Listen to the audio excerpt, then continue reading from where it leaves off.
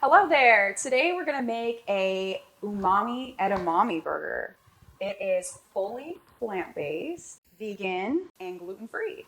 So the first thing you're going to want to do is prepare your brown rice according to the package instructions on the back, or you can do two other methods. You can use a rice cooker, or my favorite, I like to use a pressure cooker. I actually prepared my rice yesterday, so I've already got that. Though some say just prepared rice is a little stickier and might hold together better. I'm going to go ahead and try yesterday's rice and we'll see how that turns out. You're also going to want to get a 12-ounce bag of shelled edamame, and you're going to want to steam it. Now, while I got the edamame steaming, I just want to emphasize that on a fully plant-based diet, you want to make sure you get a little protein with most of your meals. This protein can come from beans, from tofu, from edamame, like what we're cooking right now, which is, also soy, tempeh, and sometimes your favorite vegan protein powder. So you'll definitely want to emphasize full sources. Now, I'm not completely plant-based, but I do think that we all need more plants in our diet and less animal foods. I also think it's extremely fun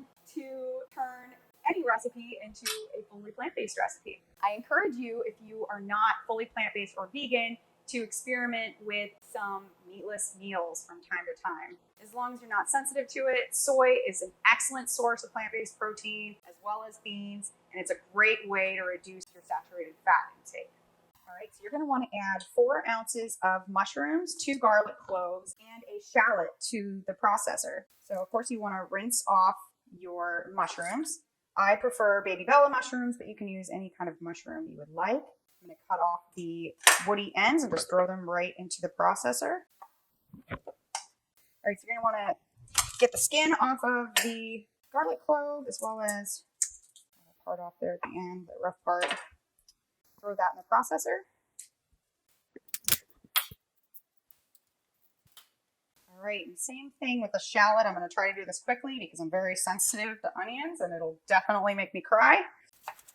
Okay. You don't need to make too many cuts here because we're going to throw it in the processor. You want to cut it in half.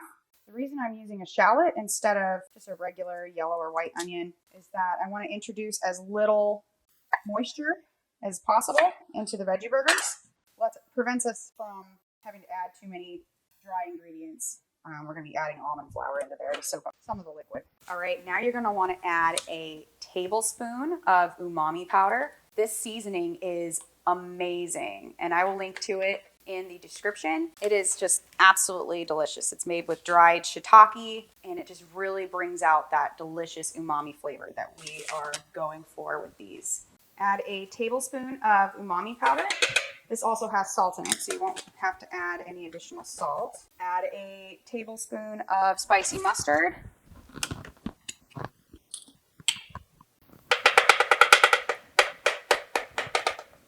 Two tablespoons of low sodium soy sauce or tamari. And this is going to add a little bit of that salt into here as well. Another reason why we don't need to add any more salt. We're going to want to add a 1/4 teaspoon of ginger. We don't want to add too much because we don't want to overwhelm the umami flavor, but we want to give it a little bit of that Asian taste from the ginger. Add a 1/2 teaspoon of red pepper flakes. If you're really sensitive to spice, you can have this or omit it entirely. You're going to want to add a teaspoon of rice vinegar. Add 2 tablespoons of ground flax. And what this does is once it mixes with the liquid in here, it's going to form basically a flax egg, which is going to help bind all of the ingredients together. All right, now we're going to process those ingredients. Pretty much process it until it's in really small chunks, so mostly smooth, but not into a soup by any means.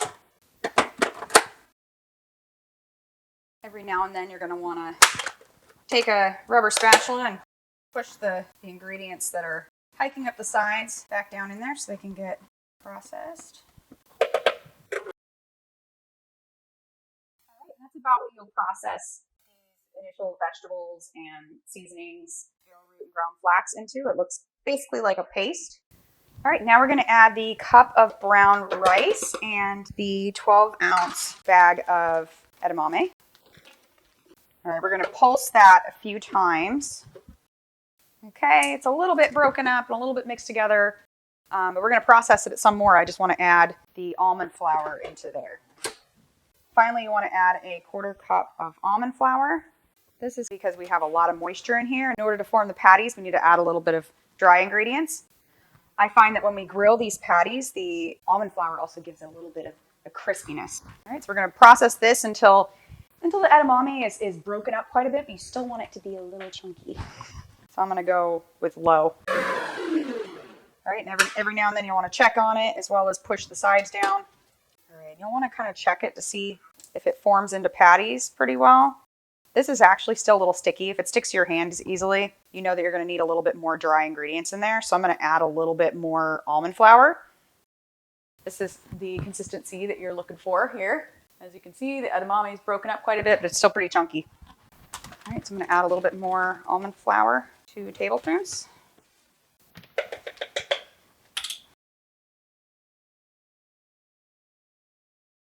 And, I think that's good where we have it. We're also going to stick it in the freezer for a little bit just so that it's even easier to work with on our grill. All right, now I'm going to take the blade out of here. Use a spatula to just mix it up a little bit more just in case some of the almond flour stuck to the sides or to the blade. All right, I'm going to dump this out and start splitting it into 6 different patties. As you can see, it's kind of easy to work with. It doesn't stick so much to my hands. All right, I kind of just visually split it a few times until I get 6 patties. Just kind of start forming balls and then kind of take or borrow from some of them until you've made basically equal 6 different balls. All right, now you take those balls and you can start forming them into patties. I just kind of form it with your hands. I know you could buy a veggie burger mold, but we don't need that. Just go ahead and shape it. Yeah, it's maybe about a 1/2 inch thick, maybe. Put these on a plate once they're shaped. All right, so now we've got our 6 patties shaped, and I'm going to go ahead and put these in the freezer for 30 minutes to an hour. You're going to want to check on them as soon as they're easy to pick up without it bending too much. You'll want to take it out because we don't want it to actually freeze. We just want it to be easier to work with and to put on the grill. We'll go ahead and pull them out. And I already preheated the grill while we were waiting for them to harden a little bit in the freezer. So the last thing you're going to want to do before you put them on the grill is add just a little bit of sesame oil on at least the side that you're going to put down first. I'm going to put a little bit on both sides just so that I have very little chance of it sticking to the grill, as well as sesame oil is going to enhance the flavor since sesame oil is used often in Asian cooking. All right, so I'm going to add about a 1/2 teaspoon. Brush it on there. All right, I'm going to flip these over. Really easy to work with. You probably won't have to cook them as long either. All right, so once this grill is preheated, I'm actually going to turn the burner down to about a medium because for these edamame umami burgers, slow and low is going to be the name of the game. And the reason for this is that we put these in the freezer for a bit. So we want to make sure it gets nice and cooked throughout the burger so that all of the veggies are cooked. All right, we're going to want to cook these for about 15 minutes. It might be a little longer. You just want to cook them until they're easy to flip and they're not too squishy and get stuck to the grates. All right, so it's been about 15 minutes. I'm going to go ahead and check on these veggie burgers. See if they flip easy. All right, perfect. Looks like they browned just a little more than I would have liked on one side, which is because I wasn't babysitting them. But they still look good. Actually, I think most of them look pretty darn good. And naturally, some of them might get a little stuck down in the grates, but not too much. You can see that it kind of how it browns, and this one kind of went down into the grates just a little bit, but no big deal. All right, so it's probably only going to take another 5 minutes to cook the other side. What you'll want to look for to see if they're cooked is you'll flip it over and see how firm it is in the center. All right, so these are looking nice and firm on both sides, so I'm going to go ahead and remove them. And man, do they smell delicious. You check the center, it's definitely firm, a little crunchy because the almond flour and the oil on the outside. All right, now that our tasty umami edamame burgers are ready to top, just get a nice bun. I prefer whole wheat. All right, and then you can top it with some Swiss cheese if you'd like. If you're fully plant-based or vegan, you can use a plant-based alternative. I definitely prefer cheese that is not processed though, whether it's from dairy source or a plant-based cheese. All right, and then from here you can use just sprouts or greens, but I wanted to add a little bit more of that edamame flavor, and so I made some sautéed red peppers, mushrooms, and onions. See if I can get them on there without making a giant mess here. But be a little bit of a mess.